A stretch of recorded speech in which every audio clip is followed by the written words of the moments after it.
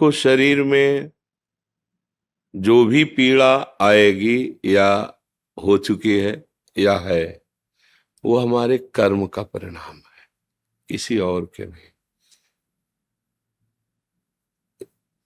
अब क्या है कि जैसे इस बार भले इस जन्म में आप मांस ना खाते हो, मान लो इस जन्म में ना खाया हो, हम क्या जाने कि खाया कि नहीं। पशुओं के साथ कैसा व्यवहार किया जाता है, कैसे लोग कैसे करते हैं, वो भी जीव है। ठीक वैसे ही जैसे आप अपना शरीर, अपने को, कितना प्यारा शरीर है, आप अपना शरीर बचाना चाहते हैं, ऐसे हर जीव अपना शरीर बचाना चाहता है। आप देखो, चींटी के पीछे अंगुली ऐसे करते चलो, वो भयभीत होकर भागेगी, अपना प्रयास करेगी कि मैं बच जाऊं, शायद कोई मुझे कष्ट देना चाहता है। किसी भी जीव को देखो, अपने स्वाद के लिए पीछे के जन्मों से लेके इस जन्म तक क्या करते हैं, गड़ासा चलाते हैं, ठीक है ना? गर्दन काट दी, पैर काट दिए। और जब हमारे कटने का नंबर आया, एक मांडव्य ऋषि हुए, ऐसे हाथ उठा करके पैर के अंगूठे के बल मंत्र जाप कर रहे हैं। ध्यान से सुनना। कुछ चोर लोग राजा के खजाने में सेंध लगा दी। ओ, अगर बचाव पक्ष जोर का होता है तो फिर चोर पक्ष भी जोर का होता है। अगर नए नए क्रम बचाने के निकलते हैं तो नए नए उनकी सोच उसमें चोरी करने की निकलती है। तो चोरी करके निकल ही रहती कि सैनिकों को पता चल गया, उनका पीछा किया। अब वो भागे, तो भाग करके देखा ऋषि का आश्रम, अगर इसमें छुप जाते हैं तो हमारा बचाव पक्ष हो जाएगा।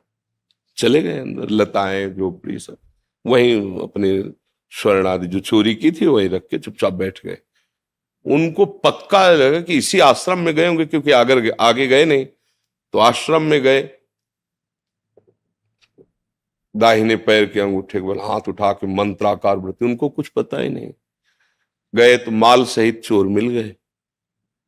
तो उनको लगा कि ये आश्रम में इसलिए आए, हमें लगता है इस महात्मा का ये सब नाटक है और ये इन चोरों का साथी है और ये चोरी करवाता है।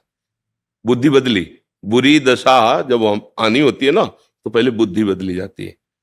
तो वैसे ही टांग ले गए उनको। ये भगवान श्री कृष्ण द्वैपायन व्यास देव जी के द्वारा महाभारत में लिखी कथा है। उठा ले गए, वैसे ध्यानस्थ वो समाधि में।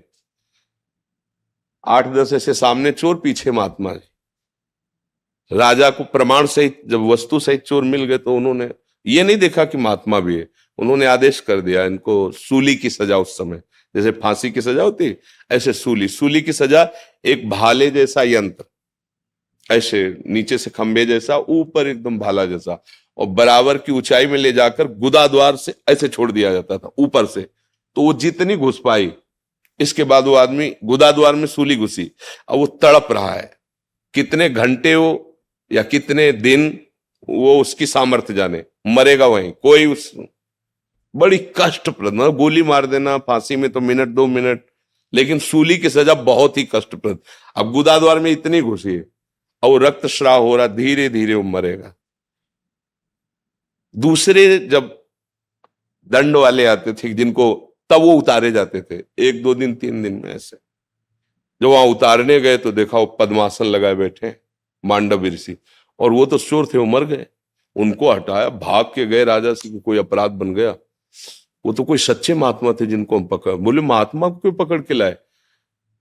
बोले महाराज हमको लगा कि वो आश्रम में। तो अब वो भयभीत हो गए, क्योंकि आगे गाय और ब्रह्म ऋषियों को करके गए। वो कहा महाराज मुझे बिल्कुल पता नहीं था, आप क्षमा कीजिए, मेरे से अपराध बन गया।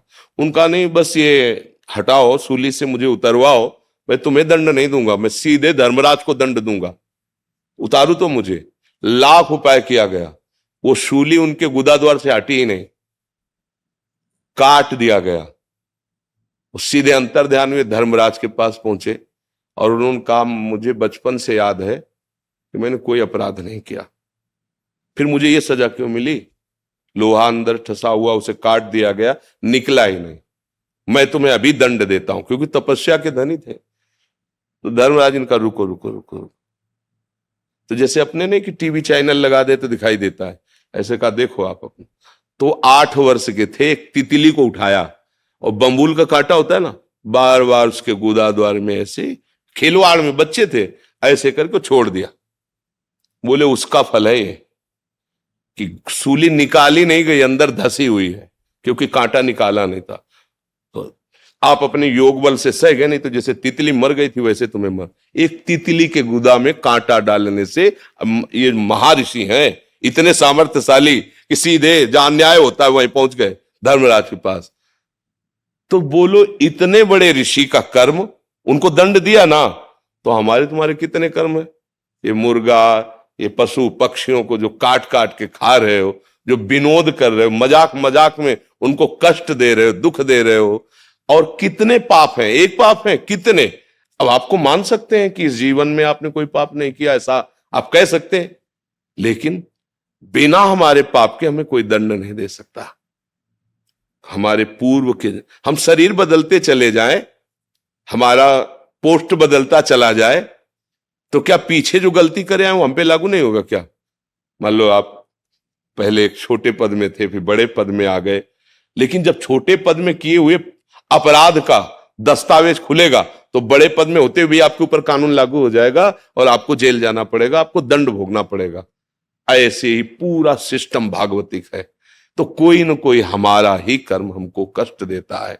अब संभाल लो, नाम जप करो, कोई भी ऐसा आचरण मत करो। दूसरे को अगर दुख दोगे तो तुम चाहे जितने समर्थ बन लो, वो दुख इतना बलवान होके आएगा कि ऐसी जगह तुम्हें रौंदेगा कि कोई सहायक नहीं मिलेगा, पक्का कोई सहायक नहीं मिलेगा।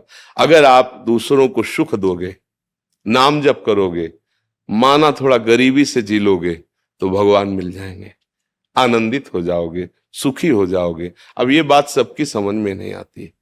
ऐसी हत्याएं करते हैं, जिंदा पशु को टांग दिया, नीचे से आग लगा रहे हैं। अब आप गाड़ी खरीद के लाए और रफ्तार से दौड़ा रहे हैं और लग गई आग, लाख है शीशा, अंदर भुन गए।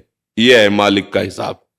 ये वही है जिसने डंडे में बांध के आग के नीचे भूंजा था, उसने उसी के कमाए हुए धन से उसी में आग लगा के उसको भूंज दिया। वो निर्णायक झूठा नहीं है, वो निर्णायक बड़ा दयालु है। हमारे द्वारा जो कर्म होते हैं, अवश्य में वो भोक्तव्यम कृतम कर्म शुभाशुभम। इसीलिए हम सबसे हाथ जोड़ के कहते हैं, मत खाओ मांस भैया, मत खाओ। काहे को जीव के स्वाद के लिए दूसरे को कष्ट दे रहे हो, और जब परिणाम आएगा तब। ये शराब पीना, मांस खाना, व्यभिचार करना, गंदे आचरण करना, ये तुम्हें कभी सुखी नहीं कर सकते हैं। जो हुआ उसको हमें मिटाना पड़ेगा। हमने लिखा है तो हम ही को मिटाना पड़ेगा, हमारे ही तो कर्म है। तो ये नाम जप जो है ये मिटा देगा, पीछे का भी, वर्तमान का भी, वो आगे जो होने की चूक हो जाए उसको भी संभाल देगा। भूत भविष्य वर्तमान तीनों को संभालने के सामर्थ्य भगवान के नाम में है। हम तो कहते हैं राधा राधा जपो, और आपको जो प्रिय लगे वो अपना नाम जप करो। बस हमारी प्रार्थना, हमारी बात मान लो, ये नशा बंद करो, ये मांस मदिरा, ये चीजें आपको कभी सुख नहीं मिल सकता। ये गंदा संस्कार बन गए, इसलिए लगता है चलो थोड़ा पी लेते हैं, थोड़ा खा। भैया आप सच्ची समझो, आप अपनी बुद्धि को गिराते चले जा रहे हो। जो गिर रहा है उसे पता नहीं चल रहा है, जो उठा हुआ देख रहा है कि गिर रहा है उसे पता चल रहा है। जैसे अंधा आदमी है ना, वो जा रहा है जिस मार्ग में, आगे वो दलदल में फंस जाएगा, वो लाख चिल्लाए तो उसकी समझ में नहीं आएगा। ऐसे हम लोग माया के द्वारा अंधे हो गए, गंदी आदतें, गंदे व्यसन, फिर जब परिणाम मिलता है तो भगवान को गाली देते हैं। आज हम धर्म से चल रहे हैं, लेकिन कल हमने पाप किया है, फिर लोग कहते हैं देखो धर्मात्मा हो, कितना दुखी है। अरे भाई बोया है तो काटेगा ना, आज जो बोया है वो अगली फसल है, आएगी। तो इसलिए नाम जप करो, अच्छे से चलो।